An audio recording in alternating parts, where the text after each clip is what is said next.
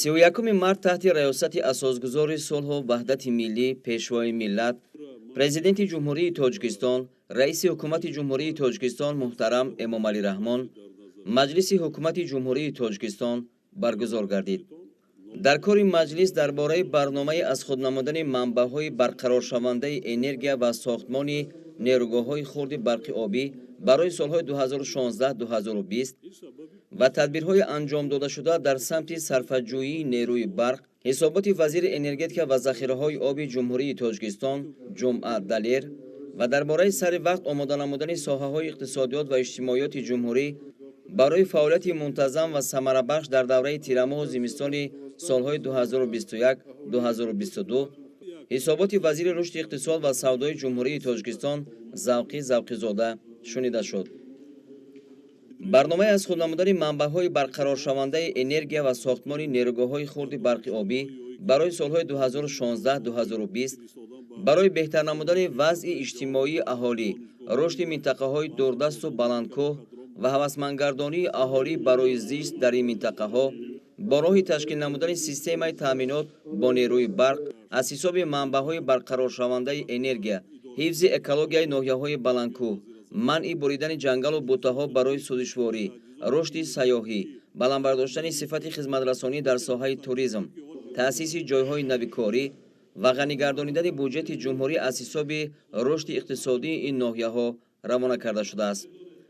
тибқи барнома давоми солҳои 2016-2020 бо дастгирии ҳукумати ҷумҳурии Тоҷикистон аз ҷониби Вазорати энергетика ва захираҳои об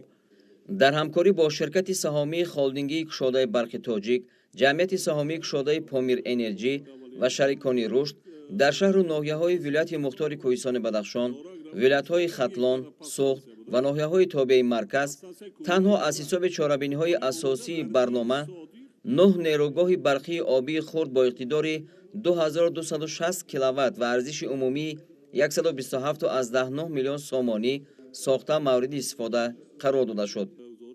ҳамчунин дар ин давра берун аз барнома 9 нерӯгоҳи хурди барқи обӣ бо иқтидори умумии 1685 киловатт ва бо арзиши умумии 31.7 миллион сомонӣ сохта шудааст. ҳамзамон дар доираи барнома бо ҷалби шарикони рушд ва пажӯҳишгоҳҳои ватании лоиҳакаш пешнавишти асоснокунии техникию иқтисодии 45 нерӯгоҳи барқии обии хурд таҳия гардида, ҳамкориҳо бо шарикони рушд ҷиҳати дарёфти манбаъҳои сармоягузорӣ оғоз карда шудааст. дар натиҷаи сохта ва истифода додани нерӯгоҳҳои хурди мазкур барои бо нерӯи барқ таъмин намудани 2231 хоҷагӣ, 21 мактаб, 15 бунгоҳи тиббӣ ва 93 иншооти гуногун шароит фароҳам оварда шуд. сарвари давлат муҳтарам Эмомалӣ Раҳмон ба масъулини Вазорати энергетика ва захираҳои оби ҷумҳурӣ супориш доданд, ки барои таъмини пурра ва босифати барномаи аз худ намудани манбаъҳои барқароршавандаи энергия ва сохтмони нерӯгоҳҳои хурди барқи обӣ барои солҳои 2016-2020 татбиқи лоиҳаҳои сармоягузории кам кардани талафоти нерӯи барқ, пардохти саривақтии ҳаққи истифодаи барқ ва ҷорӣ кардани системаи муосир дар соҳа тадбирҳои мушаххас андешанд. вобаста ба сари вақт омода кардани соҳаҳои иқтисодиёт ва иҷтимоиёти ҷумҳурӣ барои фаъолияти мунтазам ва самарабахш дар давраи тирамоҳу зимистони солҳои 2021-2022 сарвари давлат ба ҳукумати мамлакат супориш доданд, ки аз ҳозир миқдори зарурии ангишт, сӯзишворӣ, маводи хӯрокворӣ захира гардида барои таъмини пурраи нерӯи барқ ба аҳолӣ дар давраи тирамоҳу зимистон чораҷӯӣ намоянд. оид ба лоиҳаи Қонуни ҷумҳурии Тоҷикистон дар бораи тарбияи ҷисмонӣ ва варзиш ҳисоботи раиси Кумитаи кор бо ҷавонон ва варзиш Абдулло Раҳмонзода шунида шуд. президенти мамлакат муҳтарам Эмомалӣ Раҳмон дастур доданд, ки баҳри истиқболи сазовор аз ҷашни умумимиллӣ 30-солагии истиқлоли давлатӣ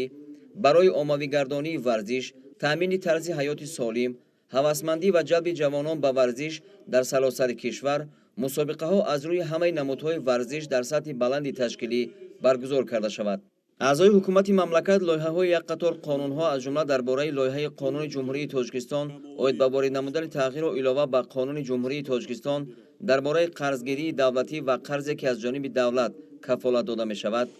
дар бораи лоиҳаи Қонуни ҷумҳурии Тоҷикистон оид ба ворид намудани тағйироту илова ба Қонуни ҷумҳурии Тоҷикистон дар бораи нотариати давлатӣ، оид ба лоиҳаи Қонуни ҷумҳурии Тоҷикистон дар бораи ворид намудани тағйиру иловаҳо ба кодекси ҳуқуқвайронкунии маъмурии ҷумҳурии Тоҷикистон, оид ба лоиҳаи Қонуни Ҷумҳурии Тоҷикистон дар бораи ворид намудани тағйир ба кодекси мурофиаи ҳуқуқвайронкунии маъмурии Ҷумҳурии Тоҷикистон ва дар бораи лоиҳаи Қонуни Ҷумҳурии Тоҷикистон оид ба ворид намудани тағйирот ба Қонуни Ҷумҳурии Тоҷикистон дар бораи ғалла ва маҳсулоти коркарди онро муҳокима карда барои баррасӣ ба Маҷлиси намояндагони Маҷлиси Олии Ҷумҳурии Тоҷикистон ирсол намуданд. дар кори Маҷлиси ҳукумат дар бораи пешниҳоди хулосаи ҳукумати Ҷумҳурии Тоҷикистон ба лоиҳаи Қонуни Ҷумҳурии Тоҷикистон оид ба ворид намудани тағйиру иловаҳо ба Қонуни Ҷумҳурии Тоҷикистон дар бораи хоҷагии ёрирасони шахсӣ ва дар бораи пешниҳоди Маҷлиси вакилони халқи ноҳияи Сангвор оид ба иваз намудани номи деҳоти Сангвор ба деҳоти Заршӯёни ноҳияи Сангвор мавриди баррасӣ қарор дода шуд. дар бораи барномаи миёнамуҳлати амал оид ба амалисозии стратегияи идоракунии молияи давлатии Ҷумҳурии Тоҷикистон барои давраи то соли 2030 дар солҳои 2021-2023, дар бораи барномаи давлатии дарёфт ва рушди истеъдодҳо барои солҳои 2021-2025, дар бораи барномаи таъмин намудани муассисаҳои таълимӣ бо кабинетҳои фаннӣ ва озмоишгоҳҳои муҷаҳҳази таълимӣ барои солҳои 2021-2025, дар бораи барномаи давлатии рушди муассисаҳои фарҳангии Ҷумҳурии Тоҷикистон барои солҳои 2021-2025, дар бораи барномаи давлатии маҷмӯии рушди тарбия ва маърифати экологии аҳолии Ҷумҳурии Тоҷикистон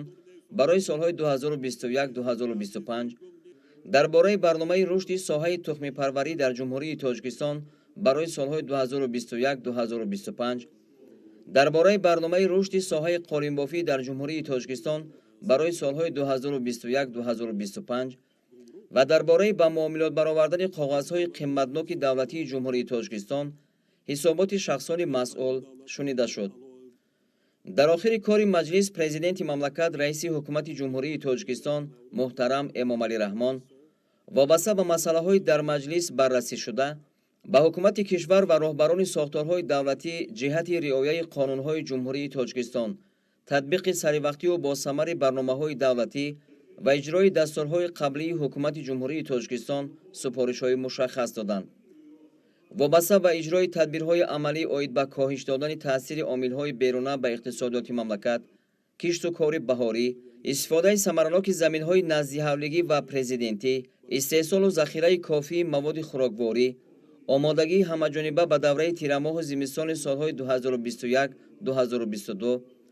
вусъати корҳои созандагию ободонӣ ба истиқболи ҷашни 30-солагии истиқлоли давлатӣ, риояи қоидаҳои санитарию беҳдоштӣ дар давраи пандемияи ҷаҳонӣ, риояи ҳатмии Қонуни Ҷумҳурии Тоҷикистон дар бораи танзими анъана ва ҷашну маросим дар Ҷумҳурии Тоҷикистон дастуру супоришот дода шуд.